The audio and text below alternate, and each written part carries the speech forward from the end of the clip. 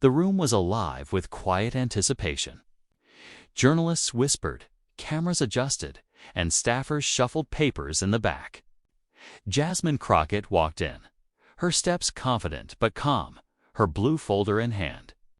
She had prepared meticulously for this hearing. Knowing the topic professional qualifications in public service programs would invite both scrutiny and debate. Across the table, Senator Tim Scott sat with an easy smile, adjusting his notes, projecting the casual confidence of someone who had chaired countless hearings before. But today, Crockett knew things would be different.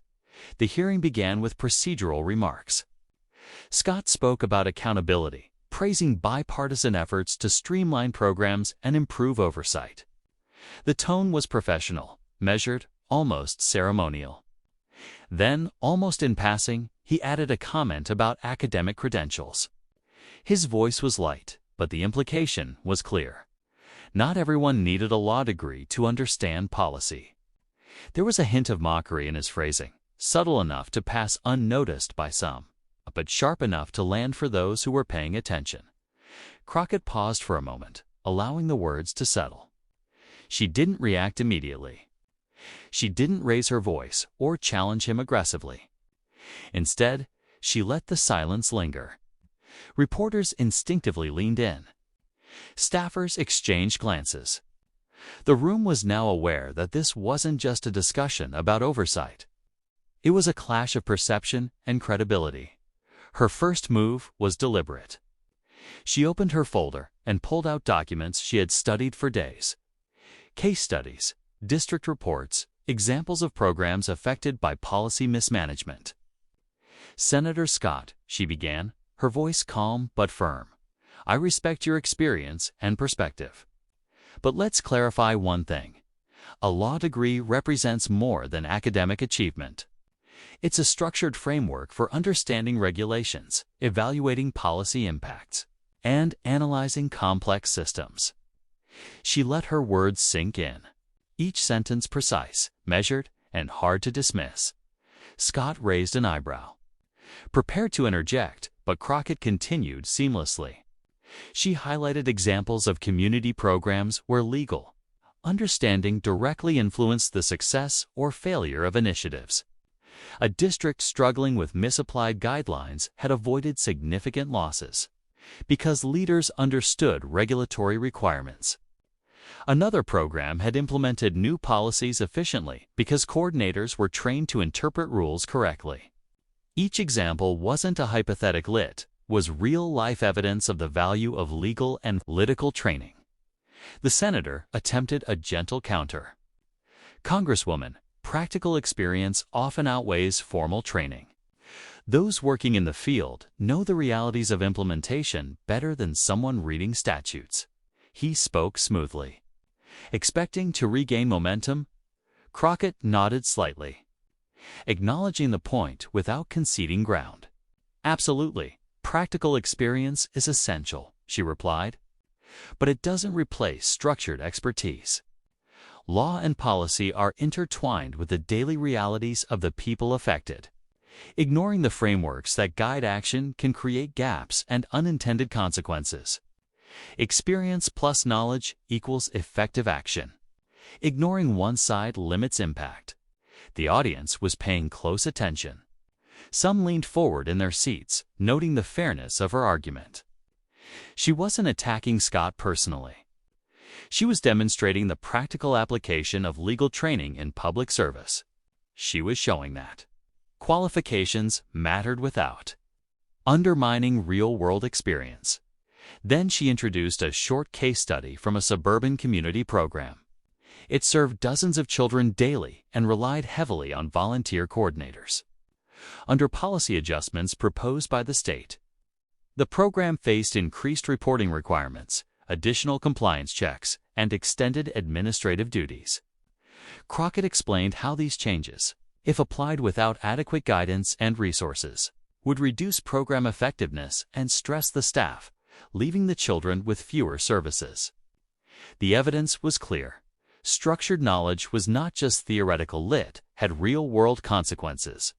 Scott interjected, emphasizing that uniform standards were necessary for fairness and accountability. But Crockett anticipated this. She responded smoothly. Fairness and accountability are important, but they must serve people, not burden them. Regulations without context create obstacles, not solutions. Her tone remained calm, authoritative, and measured, earning subtle nods from some observers in the room. The energy shifted. Where there had been a subtle tension from Scott's initial remark, now there was constructive engagement. The conversation had moved from personal credibility to the practical relevance of qualifications in public service. Crockett had successfully reframed the discussion. Her law degree wasn't just defended, it was contextualized, showing why it mattered and how it contributed to better outcomes for communities. Even Scott's aides looked slightly unsettled, recognizing that the dynamic had changed. The hearing was no longer a procedural formality. It had become a conversation about competence, preparation, and real-world application. Every word mattered. Every example carried weight.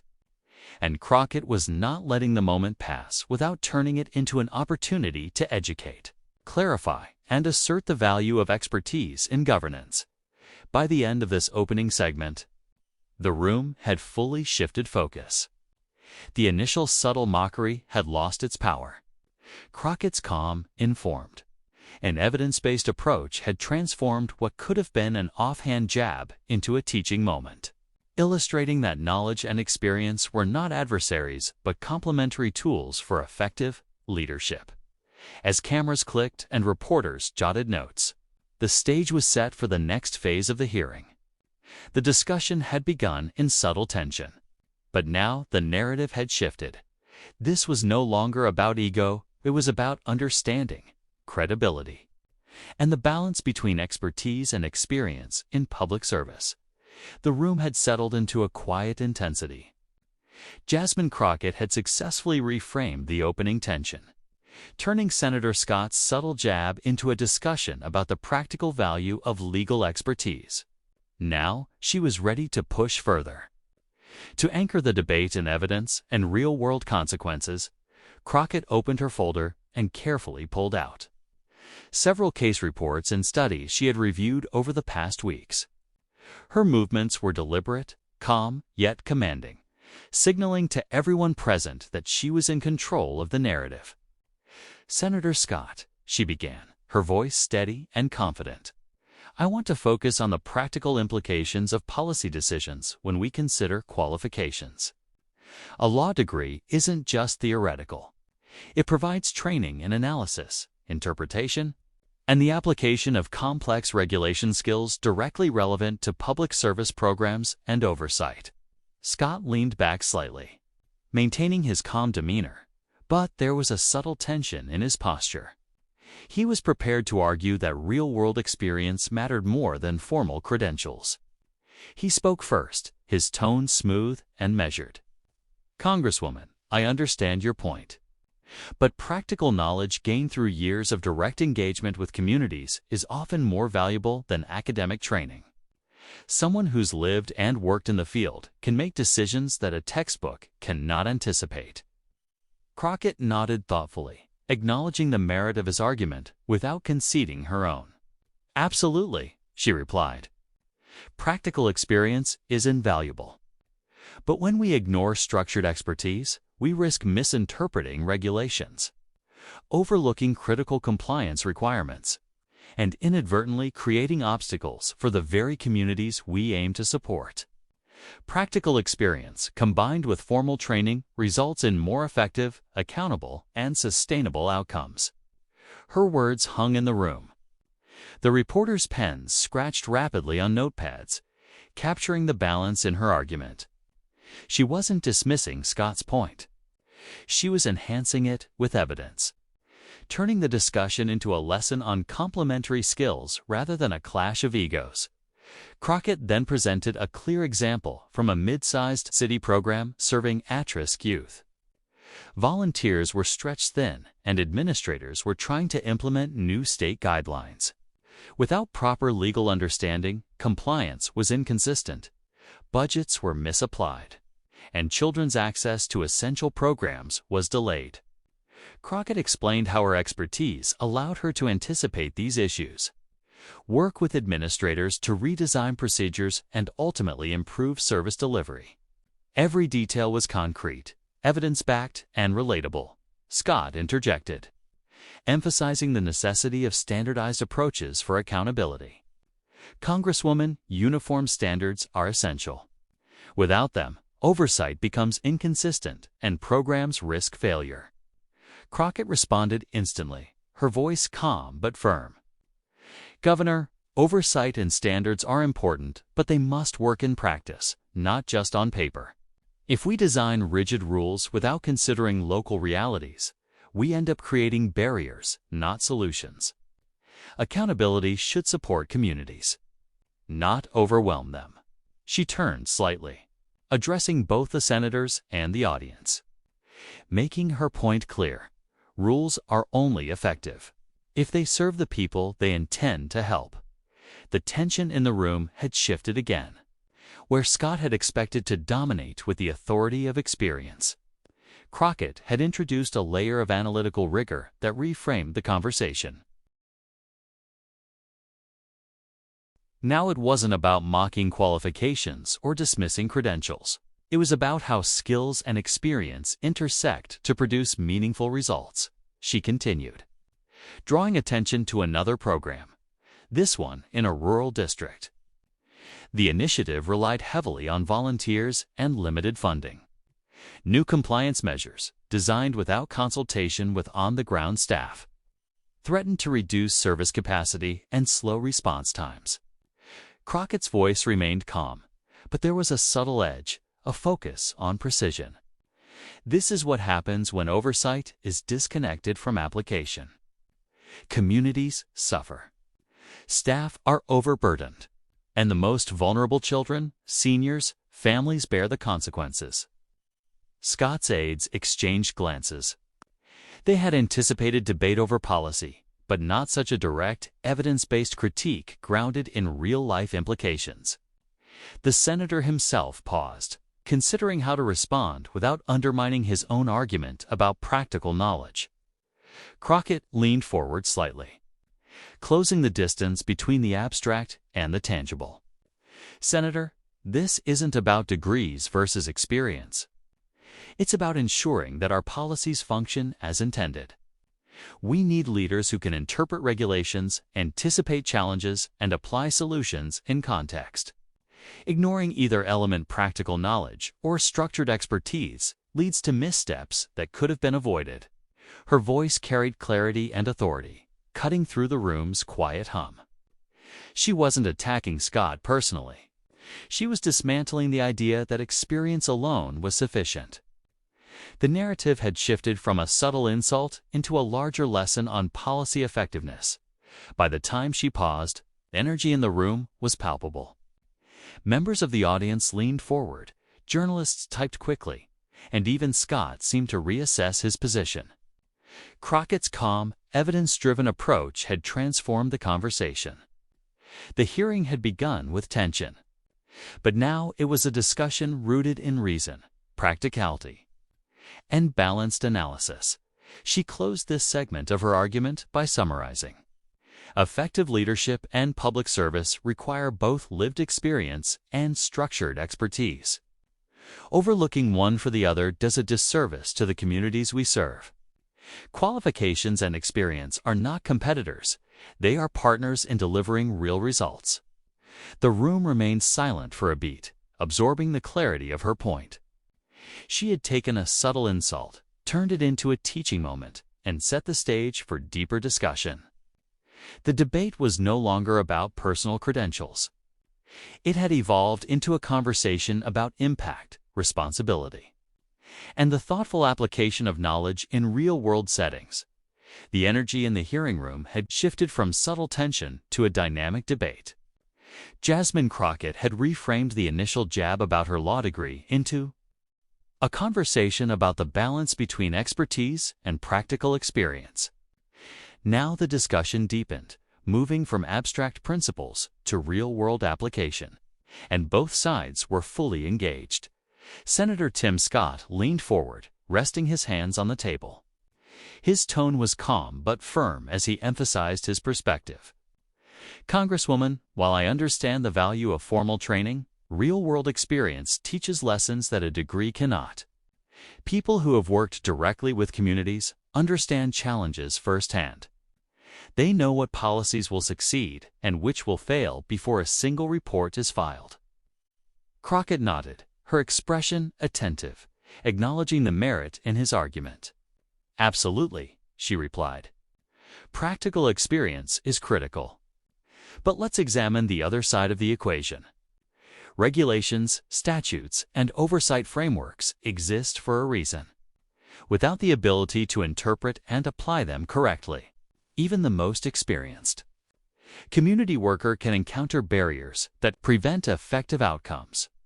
She flipped through her folder and produced a report from a local nonprofit program she had worked with recently.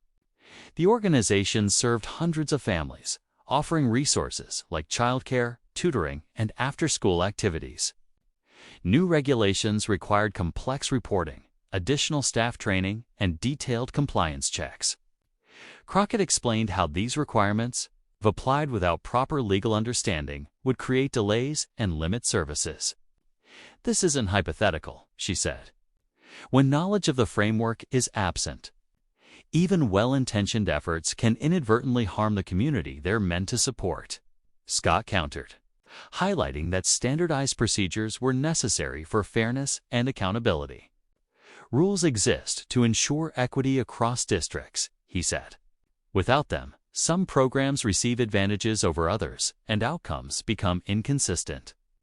Crockett leaned forward slightly, her tone still calm but now sharper, emphasizing the point. Equity matters, she agreed, but fairness must be practical, not just theoretical.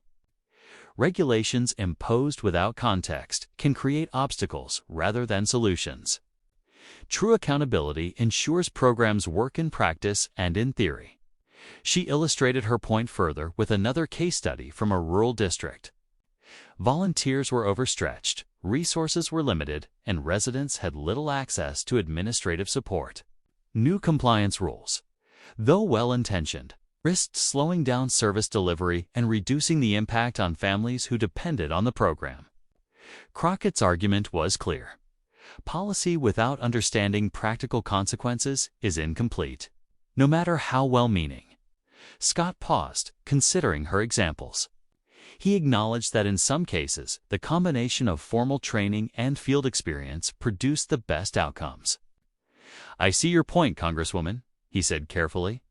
There are instances where regulations, if applied without practical insight, can cause challenges we might not anticipate.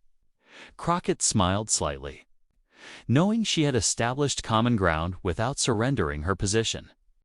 She moved to the next stage of her argument, showing how collaboration between trained professionals and experienced community members could bridge the gaps.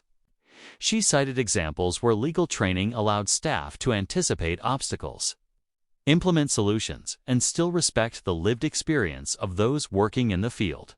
Policies became not just rules, but effective tools.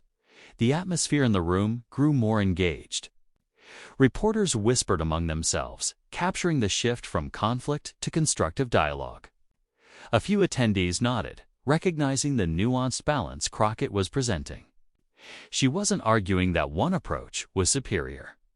She was demonstrating that combining theory and practice led to better outcomes. Scott tried another angle, noting that some policies required flexibility that only field experience could provide.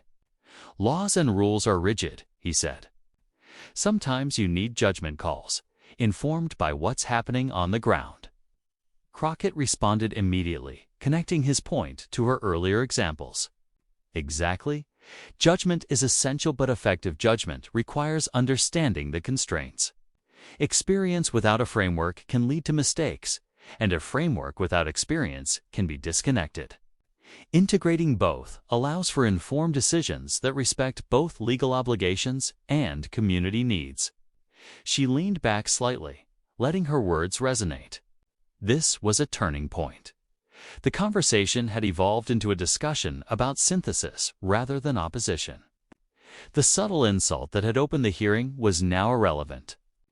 The focus was on outcomes, effectiveness, and responsibility. Crockett concluded this segment with a concise summary, making the implications clear. "We're not debating the value of experience or education separately," she said. "We're discussing how they complement each other. Ignoring one over the other limits effectiveness. The goal is programs that succeed for the people they serve, not just for compliance or perception." The room fell into a thoughtful silence. Scott adjusted his notes, the weight of her evidence and reasoning clear. Observers and journalists sensed the shift. This was no longer a casual exchange of talking points, but a meaningful debate about policy, governance, and the intersection of theory and practice. Crockett's calm, evidence-backed approach had transformed what could have been a defensive exchange into a constructive dialogue. The audience could see that policy decisions were complex, that expertise mattered, and that practical experience alone, while valuable, was insufficient for optimal outcomes. By the end of this section, the stage was set for resolution.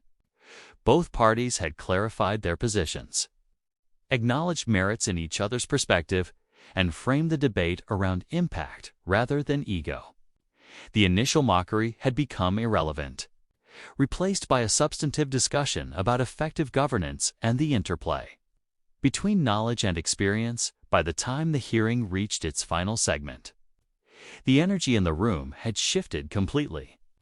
What had begun as a subtle clash over credentials had transformed into a rich debate about policy, effectiveness, and collaboration. Jasmine Crockett leaned forward slightly, her blue folder resting on the table, ready to bring her argument full circle. Senator Tim Scott, usually composed and unshakable, was now engaged in a dialogue that demanded more than rehearsed talking points. Crockett began the closing portion with clarity and precision. "Senator, throughout this hearing, we've explored the interplay between practical experience and structured expertise.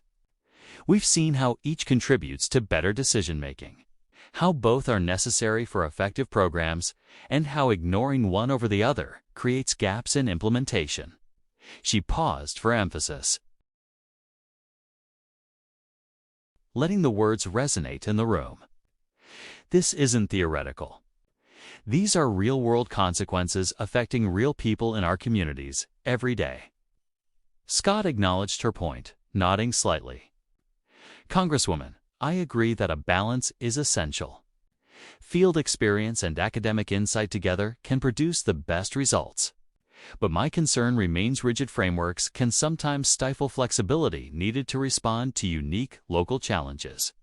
Crockett anticipated this concern and leaned in, her tone both respectful and firm. "Flexibility is crucial," she said, "but it must be informed flexibility. Without understanding regulations, leaders risk making decisions that unintentionally violate policy or create inequities. The best outcomes emerge when we equip community leaders with both the practical tools and the knowledge framework to act confidently and correctly."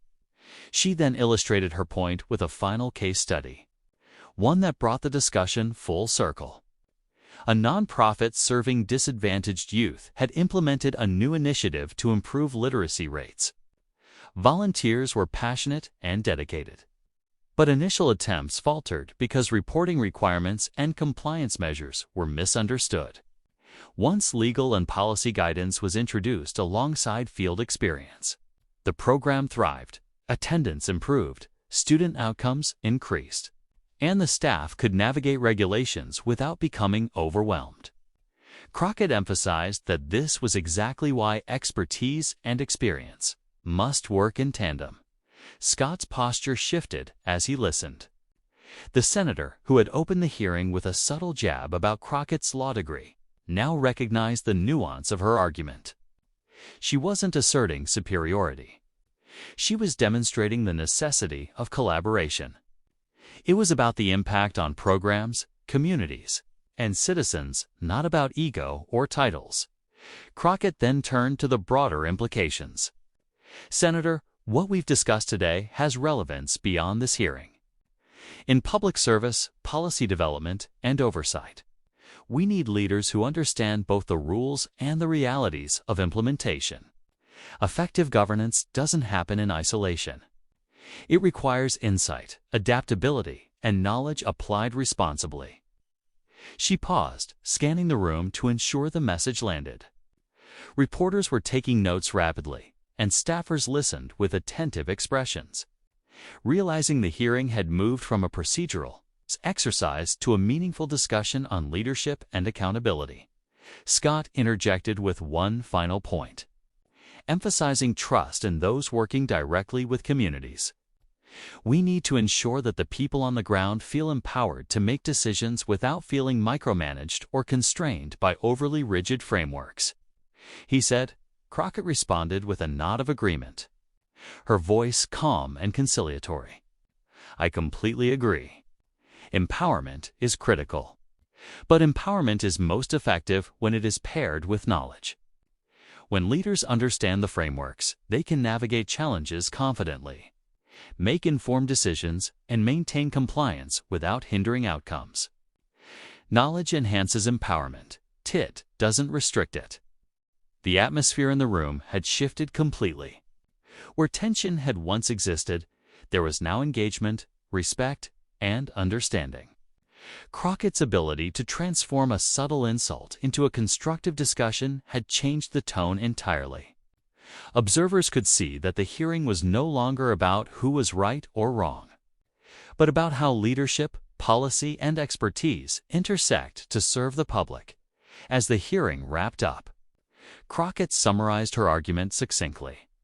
In conclusion, Senator, and to everyone in this room, the goal is effective service. We must value both experience and expertise, ensuring policies are implemented in ways that truly help communities. One without the other creates gaps, challenges, and unintended consequences. The combination is what delivers results. Scott leaned back, a thoughtful expression on his face. He had entered the hearing expecting a debate on credentials, but he was leaving with a nuanced understanding of how law, policy, and practice intersect.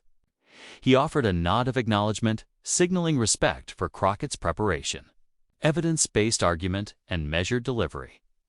Crockett, meanwhile, gathered her notes calmly, aware that she had turned a potentially tense confrontation into an educational dialogue.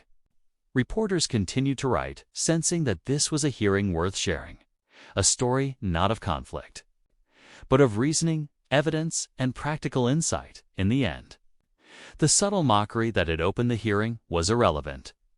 The focus had shifted entirely to constructive analysis, the importance of qualifications in public service, and the interplay between knowledge and experience. The dialogue was now about policy effectiveness and responsible leadership, demonstrating that even in moments of tension, respectful and informed debate can produce meaningful understanding. As the room emptied, the takeaway was clear. Effective governance requires collaboration, insight, and balance. Leaders must respect both expertise and experience, ensuring that policies are practical, effective, and ultimately beneficial to the people they serve. Crockett's calm, informed approach had not only defended her own qualifications, but elevated the entire discussion to one that encouraged reflection, understanding, and critical thinking. The hearing concluded, but the impact lingered. Everyone in the room had witnessed a debate transformed into a lesson proof that preparation, evidence, and calm reasoning can turn even the subtlest of jabs into an opportunity for insight, clarity, and progress.